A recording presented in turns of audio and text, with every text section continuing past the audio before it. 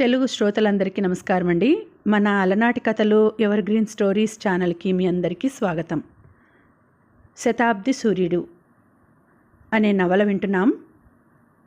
రచన శ్రీమతి మాలతి చందూర్ గారు. ఇక ఆలస్యం చేయకుండా మనం కథలోకి వెళ్ళిపోదాం. అలాగే మీరు కూడా ఆలస్యం చేయకుండా వినేయండి. మరి వీడియో చూసిన వెంటనే లైక్ చేసి షేర్ చేసి తప్పకుండా సబ్స్క్రైబ్ చేసుకోండి. మన ఛానల్ని బెల్ ఐకాన్ యాక్టివేట్ చేసుకోండి. ఒక రకంగా సూరమ్మ జీవితం ఒడిదుడుకులు లేకుండా గడిచిపోతూ ఉంది. 2 పూట్ల వంట, ఇంటి బాధ్యత, దొడ్లో కూరగాయల పాదులు, ఇలా రోజంతా పని. రాత్రి అయ్యేప్పటికీ అలసిపోయి నిద్రపోయేది. బుల్లి అన్నగారు ఈ మధ్యనే గ్రామ్ఫోన్ కొన్నాడు. బూరాలాగా, తమ దొడ్లో బూరా పువ్వులాగా గ్రామ్ఫోన్ పైన అందులోంచి పాటలు రావటం ఆశ్చర్యంగా ఉండేది. మధ్యాహ్నం పూట చుట్టుపక్కల ఆడవాళ్ళు వచ్చి గ్రామ్ఫోన్ పెట్టమని అడుగుతూ ఉండేవారు. సూరమ్మ గ్రామ్ఫోన్కి కీ ఇవ్వటం, సూది బిగించటం, ప్లేట్లు తుడిచిపెట్టడం నేర్చుకుంది. కోరి భజింతును, మిరచాలగలడా, కళ్ళముంతో మాయమ్మ, ఈ పాటలు ఎన్నిసార్లు విన్నా విసుగ్గా ఉండేది కాదు.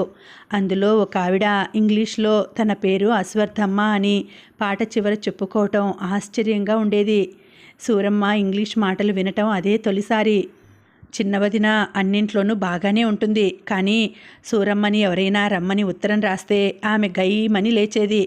పెట్టి పోషించేది, ఆలనా పాలనా చూసేది మేము, చాకరీకి రమ్మని పిలిచేది వాళ్ళు. రావటానికి వీల్లేదని రాసేయి అని ఆజ్ఞ ఇచ్చేది. అన్నయ్యని రాయమను, నేను రాస్తే బాగుండదు, భయం భయంగా బదులు చెప్పేది సూరమ్మ. తను వెళ్ళిపోతే వంట ఇంటి భారం అంతా తాను మోయాల్సి వస్తుందని బుల్లివదనకు భయం. ఉయ్యాల బల్ల మీద కూర్చుని కబుర్లు చెప్పటం అలవాటయ్యి వంట ఇంట్లోకి వెళ్ళాలంటే ఆవిడకు బెంగ. రాత్రిళ్ళు తలుపులు సరిగ్గా వేయటం నుంచి అన్నీ సూరమ్మే చూసుకుంటుంది. అవన్నీ తనకు తానుగా చేయాల్సి వస్తుందని ఆవిడకు భయం.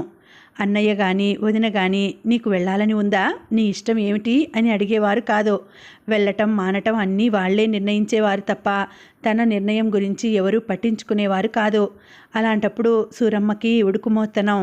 అంతా మీ ఇష్టమేనా, నాకు వెళ్ళాలని ఉందో లేదో అడగాల్సిన బాధ్యత మీకు లేదా అని అరిచి గోల చేయాలని అనిపించేది. కానీ వివేకం అని పిలువబడే పిరికితనం సూరమ్మని ఆవహించేది. పెదవి మెదపకుండా వాళ్ళు చెప్పినట్లు చేసేది. ఊరికి వెళ్లే ముందు వారం రోజులు, వచ్చాక మరో వారం రోజులు బుల్లివదిన ధూమ్ధాములు, సూటిపోటి మాటలు, సాధింపులు. ఎంత చేసినా కృతజ్ఞత లేదన్నా దెప్పిపొడుపులు సూరమ్మని ఉక్కిరి బిక్కిరి చేసేది. కాళ్ల కింద నిప్పులు పెట్టినట్లు బుల్లివదిన అలా సాధిస్తూ ఉండేది. సూరమ్మని పంపటానికి వీలు కాదు అని వదిన కానీ అన్నయ్య కానీ రాసేవారు కాదు. వెళ్ళకపోతే వాళ్ళకి కోపం, వెడితే వీళ్ళకి కోపం. ఈ పరిస్థితి సంవత్సరంలో 2 సార్లన్నా సూరమ్మ ఎదుర్కోవలసి వచ్చేది. 9వ ఏట నుంచి ప్రతిదీ సహించటం నేర్చుకున్న సూరమ్మ పెదవి మదిపేది కాదు. తల వంచుకొని తన పని తాను చేసుకుపోయేది. అక్కడికి వెళ్ళాక సూరమ్మకి మనశ్శాంతి ఉండేది కాదు. కాసు ధర పడిపోయింది, బియ్యం ధర పడిపోయింది, రూపాయి సంపాదన పావలాకి జారిపోయింది, బియ్యం మూట కొనుక్కోవటానికి డబ్బు లేదు. ఇలా సూరమ్మ చెవుల్లో తమ డబ్బు బాధలు చెప్పుకునేవారు. సూర్యుడు, నీ దగ్గర డబ్బుందిగా, ఓ 50 రూపాయలు అప్పుగా ఇవ్వు, వడ్డీ ఇస్తాం, ఊరికే వద్దు అంటూ అక్కలు బావలు అడగటం మామూలైంది. నా దగ్గర డబ్బు లేదని మీకు తెలుసుగా, నీ మనోవర్తి డబ్బు అది బుల్లన్నయ్య దగ్గరుంది, అడుగు. అమ్మో చంపేస్తాడు, ఎందుకు అని 100 సార్లు అడుగుతాడు. ఖర్చేముంది, అంతా నేనే చూస్తున్నాగా అంటాడు. అయితే నీ డబ్బు నీది కాదా, నీకంటూ ఖర్చులుండవా? ఏముంటాయి, అన్నీ అన్నయ్య చూస్తున్నాడు, ఖర్చులు ఇచ్చి పంపిస్తాడు. పిల్లలేమైనా పెట్టుకోవాలని అనిపిస్తే ఉత్తరం రాయి అంటాడు. 10 రూపాయలు అడిగితే 5 పంపుతాడు. ఒట్టి పిసినారి, తను తినడు, ఇంకోళ్ళని తిననివ్వడు. నా మాట విని నీ డబ్బు నగలు తెచ్చేసుకో, మీ బావ వడ్డీకి తిప్పుతారు అంది చిన్నక్కయ్య. సూరమ్మ నోరెత్తలేదు, అవును అనలేదు, కాదు అనలేదు. ఇది వరకు 1-2 సార్లు డబ్బు విషయం ఎత్తినప్పుడు బుల్లన్నయ్య కోపం తెచ్చుకోలేదు. నిదానంగా కూర్చోబెట్టి చెప్పాడు. సూర్యుడు, నువ్వు చిన్నదానివి, నీ డబ్బు నగలు కాజేద్దామని అందరూ కాచుకుని ఉన్నారు. నువ్వు ఎవరి మాటలు నమ్మకు. నీ చేతిలో 4 కాసులున్నంత దాకానే నీ మీద గౌరవం. అది కాస్త అయిపోతే పచ్చి గంగ కూడా ఇవ్వరు. ఇప్పటికే పెళ్ళిళ్ళు, బారసాలలు అంటూ 10 పరక ఖర్చు పెడుతున్నావు. నీ దగ్గర నుంచి పుచ్చుకునే వాళ్లే కానీ నీకు పైసా ఇవ్వరు. నేను మీ వదిన ఉన్నన్నాళ్ళు పర్వాలేదు, ఆ పైన నిన్ను అనాథని చేస్తారు. నేను డబ్బు దాచుకున్నానని అందరూ అంటుంటారు. పిచ్చిదానా, నాకెందుకే నీ డబ్బు? నీకో ఆధారం కల్పించి ఓ కంప ఏర్పాటు చేద్దామని నా తాపత్రయం. నా మాటలు నీకు బోధపడుతున్నాయా? అడిగాడు బుల్లెన్నగారు. అప్పటినుంచి తన భారం అంతా అన్నగారిపై వేసి సూరమ్మ ఎవరి డబ్బు అడిగినా తప్పించుకుంటూ ఉంది. చిన్నక్కగారి నుంచి మళ్ళీ ఉత్తరం. నా పిల్ల పెళ్ళి సూర్యుడి చేతుల మీదుగా జరిగిపోయింది. పిల్ల పెళ్ళికి అది వచ్చి ఆదుకుంది. పిల్ల పురిటికొచ్చింది. నాకెవరూ సాయం లేరు. అన్నయ్య, సూర్యుడిని తక్షణం పంపు అంటూ రాయించింది కూతురు చేత. కార్డు కిందుగా ఆ పిల్ల కూడా రాసింది, పిన్ని నువ్వు తప్పకుండా రావాలి అని. సూర్యుడికి వెళ్ళాలని ప్రాణం పీకుతూ ఉంది. వదినగారు ఉత్తరం చూసినప్పటి నుంచి కోపంతో చిందులు తొక్కుతోంది. సంక్రాంతి పండుగ రోజులు. నువ్వు వెళ్ళిపోతే నాకెట్లా కుదురుతుంది? రానని రాసిపడే. ఎప్పటిపాటే బుల్లి వదిన పాడుతూ ఉంది. బుల్లన్నయ్య సూర్యుడిని ప్రయాణానికి సర్దుకోమన్నాడు. సాధారణంగా ఆయన భార్యకి దడుస్తుంటాడు. కానీ ఒక్కోప్పుడు ఎవరు చెప్పినా వినడు. సూర్యుడిని పంపిస్తున్నాను, మన వాళ్ళకి మనం కాకపోతే ఎవరు చేస్తారు? బట్టలు సర్దుకో, బస్సు ఎక్కిస్తాను. ఇల్లు తెలుసుగా, బస్ దిగి ఇంటికి వెళ్ళగలవుగా.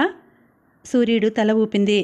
ఆ మర్నాడు ఉదయమే మొదటి బస్కి తాడేపల్లి గూడానికి వెళ్ళింది. సూర్యుడు చేరుకునేసరికి భోజనాల వేళ అయింది. ఆ రోజుల్లో ఒకే ఒక బస్సు రోజుకంతకీ ఉండేది. చాలా నెమ్మదిగా నడిచేది. సూర్యుడు రాకకి ఇంట్లో అందరూ సంతోషించారు. ముఖ్యంగా అక్కగారి కూతురు పురిటికొచ్చిన కావమ్మ పిన్నిని గట్టిగా కావలించుకొని ఏడ్చింది. కావమ్మ సన్నగా చీపురు పుల్లలా ఉంది. పెద్ద బాణపొట్ట వేసుకుని ఆయాసంతో కాలు తీసి కాలు పెట్టలేకుండా ఉంది. ఏమిటే ఇలా అయ్యావు? అడిగింది సూరమ్మ. దాని మొగుడు ఉత్త ముండల ముఠాకోరు. తాగి ఇంటికొచ్చి పిల్లని కాల్చుకు తింటున్నాడు. అమ్మా నువ్వు ఊరుకో అంది కావమ్మ. పిన్ని పరాయిది కాదే, నా తోడబుట్టిన చెల్లెలే. సూర్యుడి దగ్గర దాపరికం దేనికి? దీనికి పెళ్లి చేసి గొంతు కోసాము. జమీందారులని మీ బావ ముందు వెనక విచారించకుండా పెళ్లి చేశాడు. వాళ్ళింట్లో మగాళ్ళంతా సానికొంపల్లో తగలడతారు. దీని మామగారు మొగుడు అంతా సాని వీధిలోనే మకాం అంది చిన్నక్క కళ్ళు తుడుచుకుంటూ. కావమ్మ తలెత్తకుండా ఏడుస్తోంది. పిన్ని, అంతా నా కర్మ. ఏ జన్మలో పాపం చేసుకున్నానో ఈ జన్మలో అనుభవిస్తున్నాను అంటూ గొల్లుమంది కావమ్మ. కావమ్మ ఈ మధ్య సోది కూడా చెప్పించుకుంది. కానుపులో చచ్చిపోతానని సోది అమ్మి చెప్పిందట. ఆ మధ్య అత్తగారు చెయ్యి చూపించిందట. గండం ఉందని చెప్పారంట. పిల్ల బెంగ పెట్టుకొని భయపడిపోతున్నది. అందుకనే నువ్వు వస్తే ధైర్యంగా ఉంటుందని రమ్మన్నాను అంది చిన్నక్క సూరమ్మని దొడ్లోకి తీసుకెళ్ళి కూతురు వినకుండా రహస్యంగా చెబుతూ. కావమ్మకి ఆయుష్ హోమం చేయించారు. జపాలు చేయించారు. మొక్కులు ముడుపులు యథావిధిగా జరిగాయి. కావమ్మకి నెలలు నిండాయి. వాళ్ళ ఊళ్ళో ప్రాథమిక ఆరోగ్య కేంద్రాలు, లేడీ డాక్టర్లు లేరు. కానుపు అంటే ఇంట్లోనే మంత్రసాని మంగళామో వచ్చి చేయటమే. అలా అందరూ పిల్లల్ని కన్నవారే. 2 కాళ్ళకి నీరు పట్టి ఆయాసంతో అడుగు తీసి అడుగు పెట్టలేకుండా ఉన్న కావమ్మకి నొప్పులు వచ్చాయి. భగవంతుడి మీద భారం వేసి మంత్రసాని పురుడు పోసింది. తల్లి ప్రాణం కాపాడలేకపోయారు. ఆ బిడ్డ మటుకు క్యారమంటూ భూమి మీద పడింది. మరుక్షణంలో ఆ తల్లి కంఠం శాశ్వతంగా మూగబోయింది. ఇంట్లో ఏడుపులు, తలకాయలు బద్దలు కొట్టుకుంటూ దొల్లటాలు యథావిధిగా జరిగాయి. అందరూ చనిపోయిన కావమ్మ చుట్టూ చేరి ఏడుస్తున్నవారే తప్ప అప్పుడే భూమి మీద పడిన ఆ పసిదాన్ని పట్టించుకున్న వాళ్ళు ఒక్కళ్ళూ లేరు. అది చచ్చిందా బతికిందా కూడా ఎవరూ గమనించలేదు. సూరమ్మ ఆ బిడ్డని ఒళ్ళోకి తీసుకుంది. తనలాగే అది ఏకాకి, తల్లిని పోగొట్టుకున్న అనాథ. దీని విషయం ఎవరికీ అక్కర్లేదు. కాసిని పంచదార నీళ్లు గొంతులో పొయ్యమని మంత్రసాని సలహా ఇచ్చింది. ఒక గ్లాసులో కాసిన పంచదార నీళ్లు కలిపి ఆ నీళ్లల్లో చూపుడు వేలు ముంచి పసిగుడ్డ నాలిక్కే రాచింది. ఆత్రంగా ఆ వేలుని చీకటం మొదలుపెట్టింది. అప్పుడే కళ్ళు తెరిచిన ఆ జీవి. కావమ్మ మొగుడు రాలేదు. అత్తగారు వచ్చింది. అది కూడా కోడలు పోయిన 3వ రోజున వచ్చింది. పెద్దన్నగారు, చిన్నన్నగారు, బుల్లన్నగారులు అందరూ వచ్చారు. ఈ పసిగుడ్డిని ఏం చేయాలో అత్తగారు చెప్పలేదు. వెంట తీసుకెళ్తానని అనలేదు. 10 రోజులు పసిదాని ఆలనా పాలనా సూరమ్మ మీద పడింది. పగలు రాత్రి గుక్కపట్టి ఏడ్చే ఆ పసిది సూరమ్మ ఒళ్ళోకి తీసుకోగానే ఏడుపు మానేది. వదినగారు, ఈ పసిదాన్ని మా కోడలే పోయినప్పుడు ఈ పిల్ల మాకెందుకు? తల్లిని మింగిన దౌర్భాగ్యురాలు. పోనీ మగపిల్లాడైతే వంశాంకురం అని కష్టపడి పెంచేదాన్ని. ఈ ఆడపిల్లని మేమేం చేసుకుంటాం? రేపు వాడు పెళ్లి చేసుకునేందుకు వీల్లేకుండా ఇదో అడ్డు. సూరమ్మకి తన బాల్యం జ్ఞాపకం వచ్చింది. తండ్రి పోతే, మొగుడు పోతే అందరూ తనది దరిద్రపు గొట్టు ముఖం అన్నారు. ఇప్పుడు ఈ పసిది తల్లి చచ్చిపోయేందుకు కారణం అంటున్నారు. సూరమ్మకి ఒక్కసారి ఒళ్ళు జలధరించింది. ఎన్నడూ ఎరగని ప్రేమ గుండెల్లోంచి పొంగి పొర్లుతూ ఉంది. ఈ పసిది తనకి కావాలి. కళ్ళు తెరిచిన మరుక్షణం నుంచి తన ఒళ్ళో పడుకుని నిర్భయంగా నిద్రపోయే ఈ పిల్ల తనది, తన సొంతం. బుల్లన్నయ్య పిలిచింది సూరమ్మ. ఏమిటి అన్నట్లు చూశారు. దీన్ని నేను పెంచుకుంటాను, నాకిచ్చేయమను, నువ్వు చెప్పు, ఎంతో జాలిగా ఆశగా అడిగింది. సూర్యుడు, పిల్లని పెంచుకోవటంలో తప్పేం లేదు, నీకు ఒక ఆలంబన దొరుకుతుంది. కానీ తీరా కొన్నాళ్ళు అయ్యాక వాళ్ళు ఆ పిల్లని తీసుకుపోతామంటే నీ గతి ఏమిటి? ఆ పాపిష్టిది మాకొద్దండి అని మీ ఆయన చేత, మీ అబ్బాయి చేత రాయించి ఇప్పించండి. ఈ పిల్లని మా చెల్లెలు పెంచి పెద్ద చేస్తుంది. దానికి ఇల్లు, వాకిలి, పొలం, పుట్ర అన్నీ ఉన్నాయి. అది అనాథ కాదు, పిల్ల వృద్ధిలోకి వస్తుంది అన్నాడు రామచంద్రయ్య. రాత కాగితాలన్నీ అయ్యాయి. సూర్యుడు తల్లి అయింది. తన గర్భవాసాన పుట్టకపోయినా అంతకంటే 1000 రెట్లు మమకారము, ప్రేమ ఇవ్వగల మాతృమూర్తి అయింది. అప్పటికి సూరమ్మకి 26 నుండి 27 వచ్చాయి. 3 నెలల పాటు పసిగుడ్డును దీవించకూడదని సూరమ్మ చిన్నక్కగారింట్లో ఉండిపోయింది. ఆ 3 నెలల్లో ఆమె విచిత్రమైన అనుభవాలకు లోనైంది. తల్లిపాలు లేకపోవడం చేత పసిదానికి గొల్లభామ డబ్బా పాలు పట్టాల్సి వచ్చేది. ఆ డబ్బా పాలు తెప్పించడానికి సూరమ్మ దగ్గర డబ్బు లేకపోతే అడగాల్సి వచ్చింది. బావగారు ఆ పసిదాన్ని తల్లిని మింగేసిందని, దరిద్రపు గొట్టు అని, దౌర్భాగ్యురాలని తిట్టిన తిట్టకుండా విసుక్కుంటూ పాల డబ్బా తెచ్చిపడేశారు. సూరమ్మకి కోపం, బావగారి మీద అసహ్యం, నిస్సహాయత, పసిగుడ్డు మీద విపరీతమైన జాలి, ప్రేమ పొంగి పొర్లాయి. ఈ పసిగుడ్డు ఏం తప్పు చేసింది? దానికి తల్లిని చంపాలని ఉంటుందా? కూతురు పోతే మనవరాల్ని ఇంత ద్వేషిస్తారా?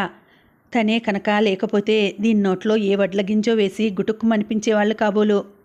సూరమ్మ బుల్లి అన్నగారికి రాసింది పాల డబ్బాలకి, ఆముదానికి డబ్బు కావాలని. వెంటనే 25 రూపాయలు మనీ ఆర్డర్ వచ్చింది. పిల్ల పోతపాల వల్లనో, తల్లి లేకపోవడం వల్లనో రాత్రిళ్ళు గుక్కపట్టి ఏడ్చేది. సూరమ్మ తెల్లవార్లు చేతుల్లో పెట్టుకుని అటూ ఇటూ తిప్పుతుండేది. వెధవసంత, దరిద్రపు గొట్టు పిల్ల, ఏ బ్రాసి ముఖం మా ప్రాణానికి వచ్చింది. ఈ పీడ ఎప్పుడు వదులుతుందో. తెల్లవార్లు ఏడ్చి చంపుతోంది. బావగారి విసుర్లు. చిన్నక్కగారు ఒక్కో రోజున మెలకువతో ఉండేది. నేను నిద్రకు ఆగలేనమ్మా అంటూ నేల మీదనే కొంగు పరుచుకొని పడుకునేది. నా కూతుర్ని మింగేసిన రాక్షసి అని లోకం తెలియని ఆ పసిదాన్ని అక్కగారు విసుక్కుంటూ ఉండేది. అదేమిటే అక్క అట్లంటావు? ఇది చచ్చి నా కూతురు బ్రతికుంటే సంతోషించేదాన్ని. నా కడుపు కోత నీకెట్లా తెలుస్తుందే? దాని ముఖం చూసినప్పుడల్లా కావుడు జ్ఞాపకం వస్తుంది. ఇది కడుపున పడకపోతే పిల్ల బతికేదేమో. నాకు మటుకు బాధగా లేదా? దాని పెళ్ళికి వచ్చాను, పురిటికని వచ్చి చావు చూశాను. దానికి ఈ పసిదే కారణం అని తిట్టిపోయటం బాగాలేదు. అదేదో నీకే సొంతం అయినట్లు, నీ కడుపున పుట్టినట్లు మాట్లాడుతున్నావే అంది తీక్షణంగా. నాకు అంత అదృష్టం కూడానా? కళ్ళనీళ్లు పెట్టుకుంది సూర్యుడు. చిచి, నేను అలా అనలేదే. నా కడుపులో మాట నీకు అర్థం కాదు. 4 రోజుల పసిదానికి పాల డబ్బా తెమ్మంటే మీ బావ ఎన్ని మాటలన్నారు. ఆయన మాటలకి నూతిలో దూకి చచ్చిపోవాలనిపించింది. ఇది బతికి ఎవరిని సంతోషపెట్టాలి, ఎవరిని ఉద్ధరించాలి? గుండెల్లో మంట. ఇది ఆడపిల్లట, చచ్చినా పర్వాలేదట. మగపిల్లాడైతే ఎంత కష్టమైనా పెంచేవారట. నేను పెంచుతున్నానుగా, ఆయనకేం కష్టం? పాల డబ్బాలు కొనలేరట. ఇవాళ పాల డబ్బాలు, రేపు గౌన్లు, చేతులకి ఒత్తులు అంటూ పుట్టినప్పటి నుంచి ఆడపిల్లని మేపుతూనే ఉండాలట. ఒకటే సనుగుడు. బుల్లన్నయ్యకి రాసి డబ్బు తెప్పించుకున్నాను. పాల డబ్బాలు బావ తేనెక్కర్లేదు. ఇక మీదట అన్ని ఖర్చులు నావే. ఒక్క 3 నెలలు ఓపిక పట్టండి, ఆ పైన వెళ్ళిపోతాను. అదేమిటి సూర్యుడు అంత నిష్ఠూరంగా మాట్లాడుతున్నావు? పిల్ల నాకు మటుకు మనవరాలు కాదా? కడుపులో మంట, కన్న కడుపు మంట నీకు తెలియదే? అసలు నువ్వు పెంచుకోబట్టి ఇది ఈ మాత్రంగా ఉంది. మీ బావ అయితే ఏ కాలువలోకో విసిరేసి ఉండేవారు. సూర్యుడు నిలువెల్లా వణికిపోయి ఆ పసిగుడ్డును గుండెలకి హత్తుకుంది. అది పెద్ద పెద్ద కళ్ళతో పెంపుడు తల్లి వంక చూసి 2 చేతులు కాళ్ళు విరుచుకుంది బద్ధకంగా. పిల్ల ఏడుపు వల్ల తెల్లవార్లు నిద్ర ఉండక సూర్యుడికి రాత్రిళ్ళు అన్నం అరిగేది కాదు. అందుకని 2వ పూట అన్నం మానేసి 2 అరటిపళ్ళు మటుకు తిని ఊరుకునేది. అలా ఒంటిపూట భోజనం 30 ఏళ్ళు నిండక ముందే సూర్యుడికి అలవాటైపోయింది. వాళ్ళ చిన్నన్న దృష్టిలో ఒక్క పొద్దే వితంతువు తినాలి. అది సాంప్రదాయం, ఆచారం. ఈ ఒక్క విషయంలోనే చిన్నన్న సూరమ్మని అభినందించాడు. పిల్లకి నీళ్లు పోయటం, పీతిగుడ్డలు ఉతకటం, పాలు పట్టటం, ఉచ్చగుడ్డలు తడపటం, ఏడుస్తే ఎత్తుకు తిప్పటం. దీంతో సూర్యుడికి క్షణం తీరిక ఉండేది కాదు. 24 గంటలు పిల్ల పనిలో మునిగిపోయి ఉండేది. పూర్వంలాగా వంట పని, ఇంటి పనిలో కల్పించుకునే వ్యవధి ఉండేది కాదు. పిల్లకి జడలు వేయడం, చద్దన్నాలు పెట్టి బడికి పంపటానికి కూడా తీరిక ఉండేది కాదు. అలా సూరమ్మని కూర్చోబెట్టి భోజనం పెట్టడం చిన్నక్కగారికి విసుగ్గా ఉండేది. ఈ ఇంట్లో ఆడ మగాన్ని కూర్చోపెట్టి నేను మేపలేనమ్మా, మేమంతా పిల్లల్ని పెంచలేదు. చిన్నపిల్లలు ఏడవకేం చేస్తారు? బాలానాం రోదనం బలం. దాన్ని అలా వదిలేస్తే నోరు మూసుకు ఊరుకుంటుంది. బాగా ఎత్తు మరిగి పడుకోబెడితే ఏడుస్తుంది అని చిన్నక్క ఎత్తి పొడుస్తుంటే సూర్యుడికి ఎలాగో ఉండేది. పిల్ల ఏడిస్తే బావ ఊరుకోడు. ఎత్తుకుని ఊరుకోబెట్టబోతే అక్కకి కోపం. సూరమ్మ పని అడకత్తెరలో చెక్కలాగా ఉంది. ఎవరు ఎన్ని అనుకున్నా ఆ పసిపిల్లని చేతుల్లోకి తీసుకున్న మరుక్షణం సూర్యుడి గుండెల్లో ఆనందం పొంగి పొర్లిపోయేది. ఎక్కడ లేని తృప్తి కలిగేది. ఈ గుడ్డు, ఈ ప్రాణి తన సొంతంగా, తన సొత్తు అన్న భావం కలిగేది. సూర్యుడు పుట్టినప్పటి నుంచి బాల్యం ఆటల్లో గడిచింది. పెళ్ళయ్యి ఏ అనుభూతి తెలియకుండానే వైధవ్యం. ఆ వైధవ్యంలో సూర్యుడు వ్యక్తిత్వాన్ని, ఆస్తికతని పోగొట్టుకుని క్షణక్షణం భయంతో తనకెవరూ లేరన్న నిరాశ నిస్పృహల్లో గాలికి కొట్టుకుపోతూ బతికింది. ఈనాడు తనకంటూ ఒక పాప, తనని ప్రేమించగల ప్రాణి, తన చేతిలో గల భద్రతని గుర్తించగల జీవి దొరికింది. పిల్ల ముఖంలోకి తదేకంగా చూస్తూ కూర్చునే సూరమ్మని చూసి ఒకప్పుడు అక్కగారు జాలిపడేది. దాని దురదృష్టం, పిల్లలంటే ఇంత కరువు వాపు ఉన్నదానికి మొగుడు సంసారం లేకుండా చేశాడు దేవుడు. ఎవరు రాతను ఎవరు తప్పించగలరు అనుకునేది. ఏ కాస్త వ్యవధి దొరికినా పిల్ల నిద్రపోతున్న వేళల్లో బుల్లి చొక్కాలు కుట్టేది. పాప కోసం పిన్నీసులు పెడితే గుచ్చుకుంటాయని పక్కగా తాళ్ళు కుట్టి ముళ్ళు వేసేది. ఇంట్లో పిల్లలు పసిదాన్ని ఎత్తుకుంటామని వస్తే సూరమ్మకి ఇవ్వాలని అనిపించేది కాదు. అయిష్టంగానే ఇచ్చి పెద్ద పులిలా కాపలా కాసేది. పిల్లదాన్ని ఎక్కడ వదిలేస్తారోనని భయంతో. అక్కగారికి 4 పిల్లలు, 8 మనవలు ఉన్నారు. ఇంట్లో పిల్లలందరికీ పసివాళ్ళని ఎత్తుకోవటం, ఆడించటం తెలుసు. అయినా తన పాపని కింద పడేస్తారేమోనని భయం. 3 నెలల్లో చిన్నక్కగారిని వెంటబెట్టుకుని సూర్యుడు బుల్లి అన్నగారింటికి చేరుకుంది.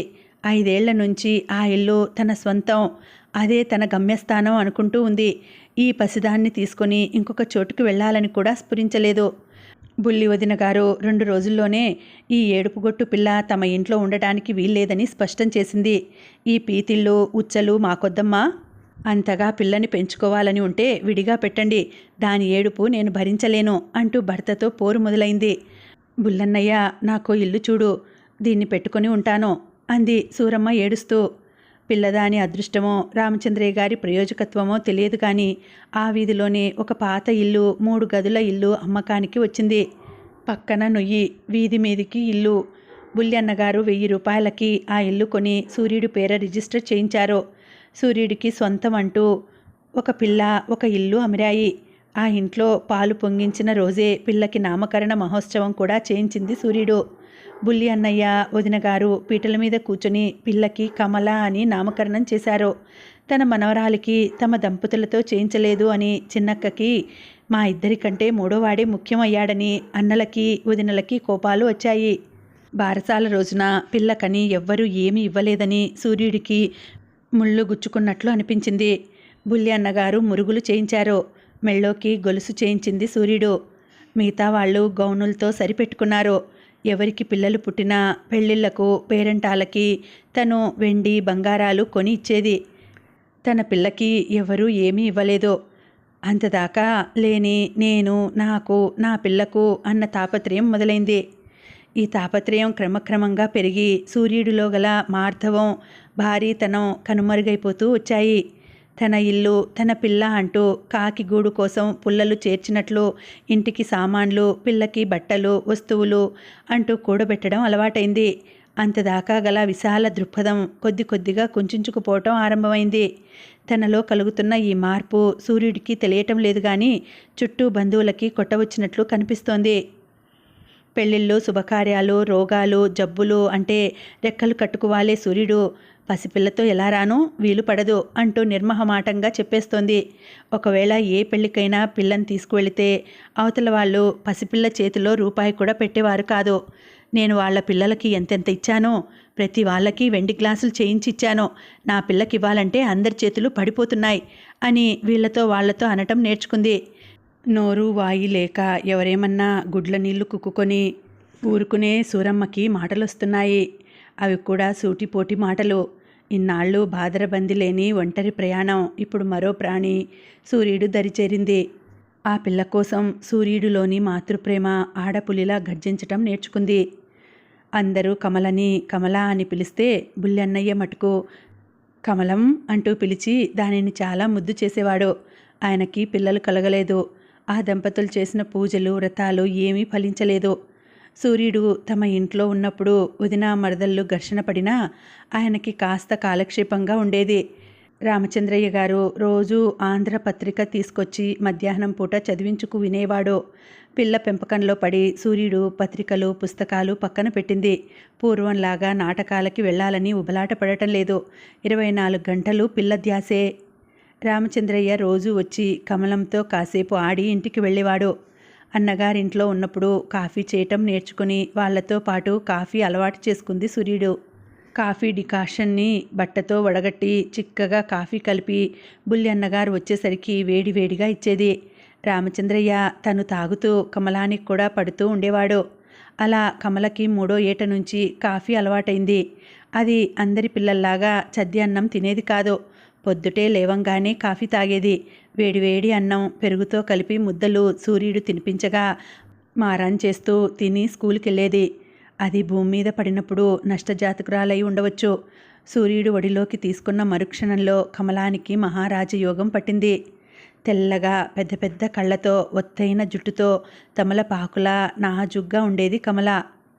దాని కంఠం మార్ధవంగా మెత్తగా ఉండేది. ఎవరైనా పాట పాడితే వెంటనే ఆ పాటని అపశృతి లేకుండా పాడుతుండేది. 5 ఏళ్ళు వచ్చేటప్పటికి ఆడపిల్లల స్కూల్లో చేరింది. 7వ ఏట సంగీతం పాఠాలు మొదలు పెట్టించారు. కమల సూరమ్మని అమ్మ అని పిలిచేది. తల్లి పక్కన లేకపోతే నిద్రపోయేది కాదు. 7 ఏళ్ళు వచ్చినా సూరమ్మ చిచ్చి కొట్టి నోటికి బిల్లో పటిక బెల్లం ముక్కో అందిస్తే అది చప్పరిస్తూ నిద్రపోయేది. ఆ చుట్టుపక్కల ఉన్న పిల్లల్లో అతి ముద్దుగా ఏ లోటు లేకుండా రాజభోగాలతో కమల బాల్యం గడిచింది. కమలాన్ని స్కూల్లో చేర్చిన రోజున ఆ ఊళ్ళో వీధి పంపులు వచ్చాయి. అప్పటిదాకా అందరూ కాలువకెళ్ళి నీళ్లు తెచ్చుకునేవారు. లేకపోతే బ్రాహ్మడు నీళ్లు కావిళ్ళు తీసుకొచ్చి బిందె అర్ధనాకి అమ్మేవారు. వీధి పంపులు రావటంతో రోజు సూరమ్మ స్నానం చేసి 2 బిందెలు మడినీళ్లు ఇంట్లోకి తీసుకొచ్చేది. కమలకి 10 ఏళ్ళు వచ్చేదాకా సూరమ్మ బంధువుల ఇళ్లకి రాకపోకలు చాలా మటుకు తగ్గించింది. ఆ సమయంలోనే పాత ఇల్లు పడగొట్టించి బుల్లన్నయ్య దగ్గర ఉండి 2 వాటాలుగా ఇల్లు కట్టించాడు. ఒక వాటా అద్దెకిచ్చి రెండో వైపు సూరమ్మ ఉండేది. కమల కాస్త ఎదుగుతున్న కొద్దీ అది రామచంద్రయ్య గారింటికి వెళ్ళటం నేర్చుకుంది. ఆయన్ని తాతయ్య అని, బుల్లి వదిన్ని మా అమ్మ అని పిలుస్తుంటే బుల్లి వదినకు పూర్వం అంత కోపం, విసుగు తగ్గాయి. ఈ ఏడుపుగొట్టు పిల్ల స్కూల్కి వెళ్ళి చదువుతోంది. సంగీతం నేర్చుకుంటోంది. చక్కగా పరికిణి జాకెట్టు వేసుకుని అష్టోత్తరం, మంత్రపుష్పం అన్నీ చెప్తుంది. రోజు తల్లితో పాటు దీపం పెడుతుంది. తులసమ్మ చుట్టూ ముగ్గులు పెడుతుంది. అణుకువగా సాంప్రదాయ సిద్ధంగా పెరుగుతున్న కమల అంటే బుల్లన్నయ్య అని పిలువబడే రామచంద్రయ్యకి, ఆయన భార్యకి కూడా మమకారమే. కమలకి రజస్వల కాకుండా పెళ్లి చేయాలా, లేక 16 ఏళ్ళు దాటాక పెళ్లి చేయాలా అని వాద ప్రతివాదాలు తలెత్తుతూ ఉండేవి. చిన్నన్నగారు 12 ఏళ్ల లోపునే పెళ్లి చేయాలి, ఇది మన సాంప్రదాయం అంటూ సంబంధాలు వెతుకుదామంటూ వింత వాదన లేవనెత్తాడు. స్కూల్ ఫైనల్ పాస్ అవుతే గాని పెళ్లి చేసుకోను, అప్పుడు పెళ్లి చేసుకుంటాను అంది కమల. అప్పటికి 3rd ఫారం చదువుతోంది. ఆ ఊళ్ళో అప్పుడప్పుడే ఆడపిల్లలకి ప్రత్యేకంగా మిషనరీ స్కూలు ఆరంభం చేశారు. కమల ఇంగ్లీష్ మీడియంలోకి మారి కష్టం మీద ఇంగ్లీషు చదవను రాయను నేర్చుకుంటున్నది. మిగతా పిల్లల్లాగా చకచకా ఇంగ్లీషు మాట్లాడాలని, రాయాలని మనసులో ఆశ. ఇంగ్లీషుకున్నంత గౌరవం సంగీతానికి లేదు. తను ఎంత పాడినా ఇంగ్లీష్ రైమ్స్ చదివే పిల్లలంటే సిస్టర్స్ చాలా ప్రేమగా ఉంటారు. తను మంచి ఇంగ్లీషు నేర్చుకోవాలి అనుకుంటూ ఉండేది. అప్పటికి విదేశ వస్త్ర బహిష్కరణ ఉద్యమం ముమ్మరంగా ఉంది. గాంధీగారి ప్రభావం, ఖద్దరు వస్త్రధారణ ఇవి అందరి నోళ్లలోనూ నానుతున్నాయి. కమల స్కూల్కి వెళ్లటంతో సూరమ్మకి మధ్యాహ్నాలు ఖాళీగా ఉండేది. మూడో ఇంట్లో ఉన్న హిందీ మేస్టారు ఖద్దరు కడతారు. ఇంట్లో అందరూ రాట్నం ఉడికి ఆ దారం ఖాదీ బండారాల్లో ఇచ్చి ముదరాగా ఖద్దరు బట్టలు తెచ్చుకొని అవే కట్టుకుంటారు. మేస్టారి భార్య ఇంటింటికి వెళ్ళి ఖద్దరు అమ్ముతుంటారు. 10 ఏళ్ల తర్వాత సూరమ్మకి కమల పెంపకం నుంచి తీరిక దొరికింది. తను కూడా ఏమన్నా చెయ్యాలి. అందరూ దేశసేవ చేస్తున్నారు. రాట్నం వడకటం ప్రారంభించి మేస్టారు గారి భార్యతో పాటు ఖద్దరు చీరలు భుజాన పెట్టుకుని అమ్మటానికి బయలుదేరింది. 2 రోజులు వెళ్ళిందో లేదో 3వ రోజున చిన్నన్నగారు గాలి దుమారంలా ఇంటి మీదకొచ్చి పడ్డాడు. నీకేమైనా బుద్ధుందా లేదా? మన ఇంటి పరువు మంటగలపాలనుకుంటున్నావా? బట్టల మూట నెత్తిన పెట్టుకుని బజార్లంట తిరుగుతావా? గొంతు చించుకు అరుస్తున్నాడు. అందులో తప్పే ఉంది. ఆడవాళ్ళందరూ వెళ్తున్నారు. మీ వదినలు వెళ్ళారా? లేదన్నట్లు తలూపింది. మన సాంప్రదాయం వేరు, వాళ్ళు వేరు. నువ్వు మొదటి నుంచి ఇంతే. బుల్లిగాడి అండ చూసుకుని ఎగిరిపడుతున్నావు. నోరు మూసుకొని ఇంట్లో పడి ఉండక ఈ ఆడముండలు ఖద్దరు అమ్ముతారట. ఇలా బరి తెగించి వీధులమ్మట తిరిగితే నీ పిల్లకి పెళ్ళి ఎలా అవుతుంది? దీన్నెవడు చేసుకుంటాడు? అడిగాడు చిన్నన్నగారు. చిన్నన్నగారు అడిగే ప్రశ్న సూటిగా తగిలింది. నిజంగానే పిల్ల పెళ్ళి అవదేమోనని భయం పట్టుకుంది. మొదటి నుంచి రకరకాల భయాలతో ఒదిగి ఒదిగి ఉండడం సూరమ్మకి అలవాటైంది. తను బట్టలు అమ్మటానికి పిల్ల పెళ్ళికి సంబంధం ఏమిటి? నేనేం కాని పని చేస్తున్నానా అని అడగగల ధైర్యం కానీ తర్కించగల వివేచన కానీ సూరమ్మకి లేవు. మొదటి నుంచి పరిస్థితులకి తల ఒగ్గి తనను తాను తక్కువ పరుచుకునే మనస్తత్వం నరాల్లో జీర్ణించుకుపోయింది. ఆ తర్వాత ఖద్దరు అమ్మే ప్రయత్నం చేయలేదు. ఇంట్లో కూర్చొని తీరిక ఉన్నప్పుడు రాట్నం ఉడికేది. గోనె బట్ట లాంటి ఖద్దరు పంచ కట్టుకుని బుర్ర మీదికి లాక్కుంటుండేది. సూరమ్మకి అన్నింటిలో కమల ముందు ఉండాలి. మంచి బట్టలు కట్టుకోవాలి. వారం వారం క్రమం తప్పకుండా తలంటి పోసుకోవాలి. అది కూడా శుక్రవారాలు ఒళ్ళు నలిచి తల స్నానం చేయించాలి. అట్ల తద్దే ఉండ్రాళ్ళ తద్దెకు గోరెంటాకు పెట్టుకు తీరాలి. బాల్యంలో తనకి దూరమైన సరదాలు కమలకి లభించాలి. క్రమం తప్పకుండా కమలకి అన్ని సరదాలు తీరాలి అని వెర్రి కోరిక. సూరమ్మగారు తలకి నూనె పెట్టి కమలకి తల స్నానం చేయించడం ఆ చుట్టుపక్కల వాళ్ళు కథలుగా చెప్పుకొని నవ్వుకునేవారు. సూర్యోదయానికి ముందే కమలని రెక్కపట్టుకొని లాక్కొచ్చి తల మీద నూనె పెట్టి అమ్మ కడుపు చల్లగా, అయ్య కడుపు చల్లగా అంటూ నూనెతో మాడు మీద మధ్యలదరు వేస్తూ ఈ పిల్లలెవరమ్మా అంటే కమలమ్మగారి పిల్లలు. ఆ పిల్లలెవరమ్మా అంటే కమలమ్మగారి మనుమలు. ఇటు గోదావరి నుంచి అటు పెన్నదాకా తామర తంపరగా పరుచుకుని బీరపాదులా పాక్కుంటూ, పినిగారు కాకరపాదు ముదురుపాదు కాదా, అల్లుకుపోదా అని అడిగేది పక్కవాటాలో వాళ్ళమ్మాయి. కాకరకాయలు చేదుగా ఉంటాయి, పిల్లలు చేదుగా ఉండకూడదు. పోనీ పొట్లపాదు, దానికి పొరుగు గిట్టదు. బీరకాయలు తీయగా ఉంటాయి, పుచ్చులు చచ్చులు ఉండవు అనేది సూరమ్మ. ఒక పావుగంట ఇలా దండకం చదివి గాని నూనె అంటేది కాదు. అప్పుడు నలుగు, కుంకుడుకాయ, కాగిడు మసిలే నీళ్లు, సాంబ్రాణి పొగ. ఇలా శుక్రవారం కమల తలంటు అంటే చుట్టుపక్కల వారికి నవ్వులాటగా ఉండేది. సూరమ్మ ఇవేవీ పట్టించుకునేది కాదు. కమల ఎంత గింజుకున్నా అరగంట సేపు అభ్యంగన స్నానం నడిచేది. ఒకప్పుడు కమలని చూసి బాధపడిన బంధువులు, వాళ్ళ పిల్లలు దాన్ని చూసి అసూయపడుతున్నారు.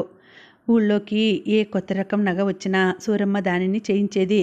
కొత్త రకం పట్టు పరికిణీలు కుట్టించేది. ఏది కావాలన్నా కొండ మీద కోతి అయినా తీసుకొచ్చి ఇచ్చేది. మా పిల్లని దత్తుకు ఇచ్చాం కాదు, మా పిల్లని సూరమ్మకిస్తే పిల్ల సుఖపడేది అని లోపల అక్కలు, కోడళ్ళు, కూతుళ్ళు గింజుకునేవారు.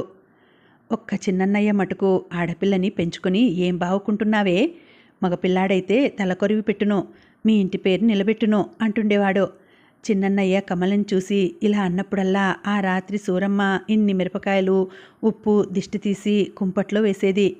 ఇల్లు వాకిలి మిరపఘాటుతో ఉక్కిరి బిక్కిరిగా ఉండేది. తల్లి ఇంత గారాబం చేసినా కమలకి మంకుతనం రాలేదు. మొండిగానూ తయారవలేదు. చాలా నెమ్మదిగా తల్లిని వదలకుండా తల్లి కొంగు పట్టుకు తిరుగుతూ ఉండేది. అంచేత సూరమ్మ పిల్లని గారాం చేసి చెడగొట్టింది అని చెప్పే అవకాశం బంధువులకి రాలేదు. కమల 3rd ఫారం పూర్తి అవుతుంటే పెద్దదైంది. ఆ అమ్మాయి ఎంత గోల పెట్టినా సూరమ్మ వినలేదు. 5 రోజులు చిమ్మిలి తొక్కి పేరెంటాలని పిలిచి పండుగ చేసింది. పట్టు పరికిని కుట్టించి ఓణీ వేయించి చెంపసరాలు కొన్నది.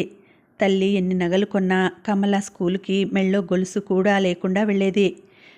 మా సిస్టర్స్ నగలు పెట్టుకుంటే ఊరుకోరు, యూనిఫామ్ తప్ప మామూలు బట్టలు కట్టుకొనివ్వరు అనేది. కమలకి చిన్నవైన బట్టలు తన బంధువుల పిల్లలకి గర్వంగా ఇచ్చే సూరమ్మ.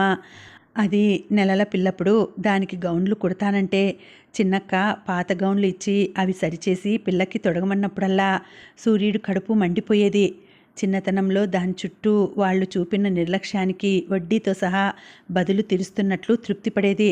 పాత గౌన్లు పంచిపెట్టిన ప్రతిసారి కమలకి పెళ్లి చేసి దాని చేత నోములు వ్రతాలు చేయించి పిల్ల పాప కలిగితే వాళ్ళని ఎత్తుకో మోస్తూ తనే అన్ని పనులు చూసుకోవాలి. 40 ఏళ్ళు వచ్చిన సూరమ్మకి ఇక ఏ కోరికలు లేవు. సినిమాలకు వెళ్ళాలని కూడా ఉండేది కాదు. కొత్తగా ఎలక్ట్రిక్ స్తంభాలు వేశారు. వీధి లైట్లు నేడో రేపో వస్తాయని చెప్పుకుంటున్నారు. అప్పటిదాకా మున్సిపాలిటీ జీతగాళ్ళు రోజు సాయంత్రం వేళ భుజాన నిచ్చెన వేసుకువచ్చి స్తంభానికి నిచ్చెన ఆనించి పైకి ఎక్కి కిరసనాయిలు పోసి దీపం వెలిగించి వెళ్తూ ఉండేవారు. అన్ని వీధుల్లో ఈ మధ్యనే స్తంభాలు నాటారు. ఆ సంక్రాంతి పండగలయ్యాక కొత్త సంవత్సరం మొదట్లో వీధుల్లో ఎలక్ట్రిక్ దీపాలు వెలిగాయి. ఎలక్ట్రిక్ దీపాలు వెలగటం అందరికీ ఆశ్చర్యంగా ఉంది. ప్రతి వాళ్ళు కరెంటు వచ్చిన మొదటి రాత్రి వీధి దీపాల కిందే గడిపారు. ఊరంతా వీధుల్లోనే ఉండి నక్షత్రాల్లా మెరిసిపడే ఆ దీపాల్ని చూస్తూ గడిపారు. ఊళ్ళోకి కరెంటు వస్తే ఇళ్లల్లో లైట్లు పెట్టించుకోవచ్చని మూడో ఇంట్లో వాళ్ళు చెబుతుంటే వింది సూర్యుడు. తమ ఇంట్లో కూడా కరెంటు లైట్లు పెట్టించుకోవాలని, కమల కిరసనాయిల దీపం ముందు కాక ప్రకాశవంతమైన కాంతిలో చదువుకోవాలని, దాని పెళ్లివేళకి ఇంట్లో కరెంటు దీపాలు పెట్టించుకోవాలని రకరకాల కలలు కంటున్నది. సూరమ్మ చేతిలో డబ్బు బాగానే ఆడుతోంది. బుల్లి అన్నగారు ఇలా అలా మిగిల్చి వడ్డీలకి తిప్పి 2 ఎకరాల పల్లం భూమి కొన్నాడు. దానిలో వరి పండుతోంది. ఏటా పంట మీద ఫలసాయం, ఇంటి అద్దె వస్తున్నాయి. సూరమ్మ జీవితం ఆర్థికంగా లోటు లేకుండా జరిగిపోతున్నది. అంతా సవ్యంగా ఉన్నప్పుడే కమలకి పెళ్లి చేయాలి. ఇప్పటి నుంచి వెతికితే తప్ప సంబంధాలు దొరకవు అంటూ బుల్లి అన్నయ్యని పోరుతూ ఉండేది. కథ కొనసాగుతుంది. మళ్ళీ వచ్చే వీడియోలో తర్వాతి భాగం వినేద్దామండి. అంతవరకు శుభరాత్రి. నమస్తే.